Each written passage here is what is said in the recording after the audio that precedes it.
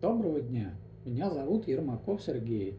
Я практикующий психолог, исследователь, поэт, автор и разработчик природно-ориентированной психологии и психотерапии. Если хотите узнать подробнее, что это такое, в описании к видео есть ссылка. Обязательно переходите и посмотрите. Подписывайтесь, кстати, и на мой канал. Здесь будет интересно. Сегодня поговорим о таком чувстве, а точнее о таком состоянии, как ненависть. Ну, тем, кто знает, напомню, а тем, кто не знает, расскажу, что состояние отличается от чувства своими параметрами, а именно длительностью и интенсивностью. Но будет в центре нашего внимания не сама ненависть, но она простая и банальна, а потому не представляет особого интереса, а один из возможных способов ее трансформации. Итак, поехали. Для понимания того, что тот способ трансформации ненависти, о котором я расскажу, работает, уточню, что ненависть в рамках нашего разговора – это энергетический заряд, то есть точка внутреннего напряжения, которая вне волевого контроля оттягивает на себя психические ресурсы, включая память, внимание, мышление и воображение.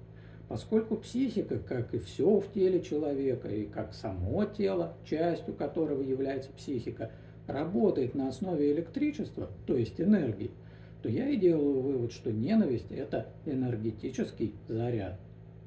Вот пока такой заряд копится внутри, в виртуальном пространстве, человек не в состоянии от него избавиться, потому что замкнут в том, что я определяю как виртуальная петля. Однако не все так плохо. И сейчас мы как раз и перейдем к способу трансформации ненависти. Итак, энергетический заряд – это потенциальная энергия, которую вне виртуальной петли, то есть в реальности, можно перенаправить, а заодно сменив ее форму с ненависти на что-то другое, более созидательное, полезное и даже приятное.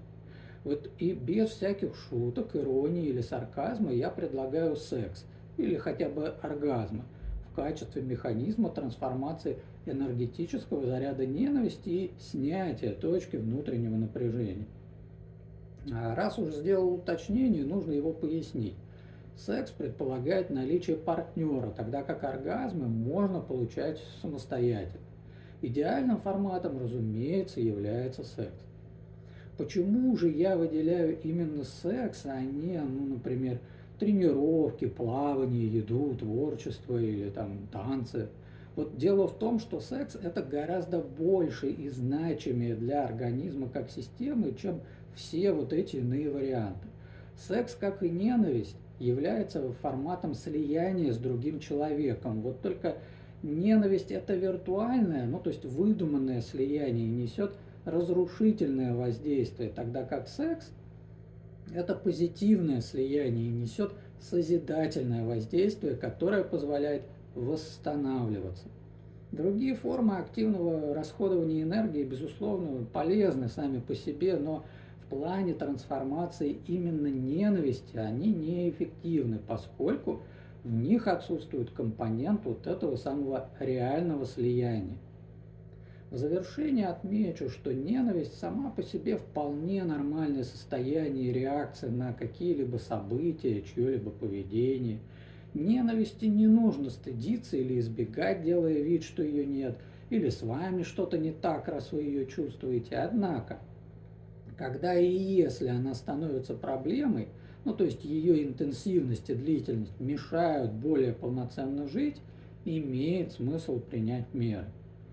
Ну и да, конечно же, лучшая мера – обратиться к специалисту и путем психологической работы провести трансформацию внутреннего напряжения, связанного с объектом или причиной ненависти. Но когда обращение к специалисту невозможно, хотя бы по экономическим, допустим, причинам, можно рассмотреть вариант самостоятельной коррекции этого состояния.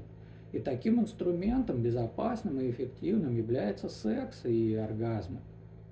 Для перенаправления, трансформации энергетического заряда ненависти, конечно, потребуется не один раз заняться сексом, но регулярный, качественный секс и яркие оргазмы на протяжении хотя бы среднесрочного периода в несколько месяцев, безусловно, сделают свое дело и сослужат добрую службу. Но помните, что секс должен быть по согласию и с соблюдением мер безопасности. Что ж, на сегодня будем наш разговор завершать. Я благодарю всех, кто досмотрел видео до конца, и напомню, что если вам необходима психологическая помощь, в том числе связанная с вопросами секса и сексуальности, обращайтесь. Я знаю, как и умею работать, в том числе с данной темой и со многими другими психологическими проблематиками. Под этим видео вы найдете несколько полезных ссылок обо мне, а я желаю вам всего наилучшего и говорю до встречи!